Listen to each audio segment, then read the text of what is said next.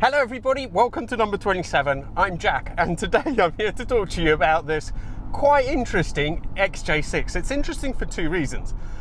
It's first of all because of the place it has in Jaguar's history, and we'll talk about that going forward, but also because this, as you can see, is quite an unusual car. It has a very strange paint job and there's a reason for that.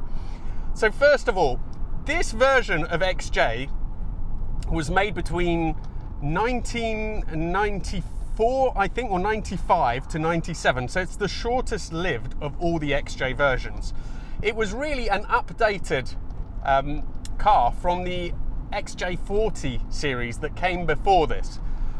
The original XJ was made between 1963 and 1986. There were three versions of that. We won't go into that, but that was a groundbreaking car for Jaguar because it really, at the time, it was just better than any other luxury car. And it also cost a lot less money. Anyway, fast forward to the 80s, Jaguar was having some turbulent times as part of British Leyland, and the XJ40 came out, and it was frankly, aesthetically at least, it was a step backwards. Dynamically, because it had those horrible squared off lights and stuff, but dynamically, it was a much better car. Worst of all was that the quality and the reliability was just terrible on that.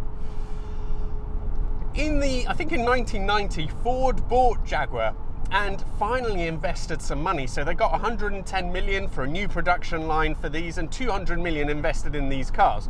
They got a new six-cylinder, which was the AJ16, I think it was, which was a modernized version of the AJ6, which was in the earlier version. But also the looks were smoothed over. The new production line meant that panel gaps were better. The cars were a bit more reliable. They're still not the best. They do suffer from a lot of electrical issues and so on. But in many ways, this is kind of like the pick of the crop.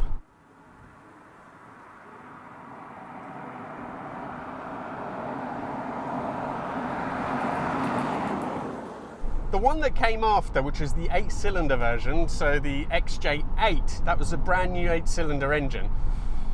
Yes, they were a bit better made, it was further updated, but they suffered much more from important reliability issues, let's call them that. So these sort of, this area in the XJ40, well, everything will go wrong, everything will break, all the little stuff will break.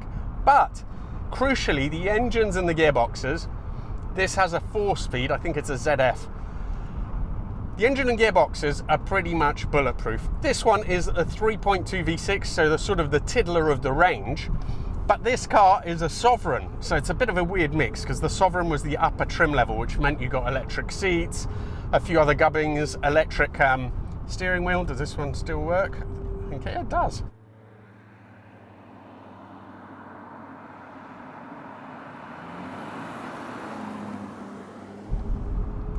Let's talk a little bit about how it drives, because I've been pleasantly surprised. This one is actually for sale on eBay. Tony, who owns it, bought it and has done a shed load of work to it. It's still not completely perfect, but honestly, the amount of stuff he's done, for example, let me just show you here. Where is it? Yeah. So these little bits here, they go behind the vent and you can't get them, and they were all broken. So he sort of cooperated with a friend or somebody, I think, maybe who sells 3D printed stuff on eBay, and they sort of worked out how to do it and got this 3D printed. Loads of other things that he had to do to it, because originally this was actually a car that was used for a car rally called Benidorm or Bust. That is why it's got this like Union Jack paint job.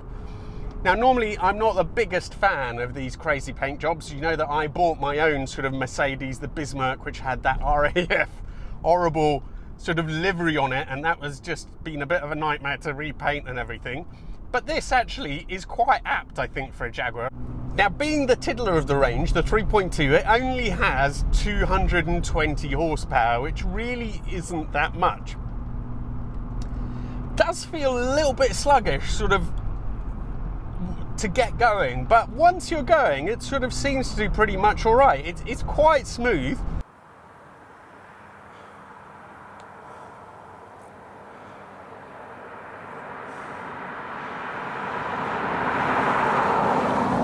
to 60 is about 9 seconds. That's not what these cars are about though, and Tony told me as well on the way here, I think it was a 2.5-hour journey he's just had to do, and it's average sort of 27 miles to the gallon, which isn't bad. It is fantastically comfortable, and having just done a test on the on that Bentley Arnage, which was an amazing thing, it really is. You can't compare the two, but for the money that this is going for, it's a really sort of affordable, achievable car for an absolute fraction of the price. And you still get that luxury corseted feeling. The interior is that burr walnut is probably as good as it was on the Bentley, frankly. It is amazing that they're doing that kind of stuff. The switchgear, I think here, is still the Jag switchgear. It hasn't changed to Ford yet. Pleasant to use. This sort of little shelf here is a bit weird and looks a little bit cheap, but the leather's nice and it definitely feels like you're in a luxury car. Now, when it came out, it was generally well received. The problems were sort of quality and reliability, but the main components on these do last, unlike the later cars. I think one of the other issues is that in terms of room, it was a big car. It was bigger than a 5 Series, and a 5 Series had more room.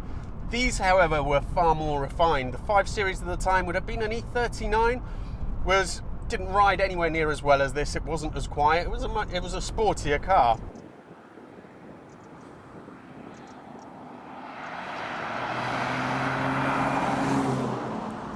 Now, obviously, these aren't sports cars, but the steering has surprised me on this. Not because it's really feelsome, because it really isn't. It is light, like most of them, most of these Jags. But surprisingly, it's quite precise, and this big barge is quite happy to change direction, and it doesn't wallow too much in the corners. So I've been impressed with the way it handles so far, so let's see how it does on this little famous twisty S. So go in, obviously slow as anything, but turns in really nicely, foot down, and there isn't enough, nowhere near enough go there to trouble the back or anything else. It's hardly accelerated, but it's all right. Compared to the previous stuff, it really is almost, I'd almost say it's practically sporting in character. What a great car. Now, what you get with this is the really nice looks, for me, of the classic XJs, or a lot of the looks of those. A little bit modernised, but it works really well what they did. But it does drive and handle way better. Now, it does have a high mileage, 209,000, and all things considered, I think it survived pretty well. There are a few little rattles and shakes from the interior, but nothing sort of excessive, and I think pretty much what you would expect from a Jag of this era. Thank you all so much for watching. It is hugely appreciated. If you've got anything that you'd like me to do a review on, as you can tell, I like unusual things. I mean, it doesn't have to have a weird paint job. It can just be a car with a story, whatever story. Maybe it's just got an incredible, huge mileage on it. Maybe you've been the only owner for 30 years.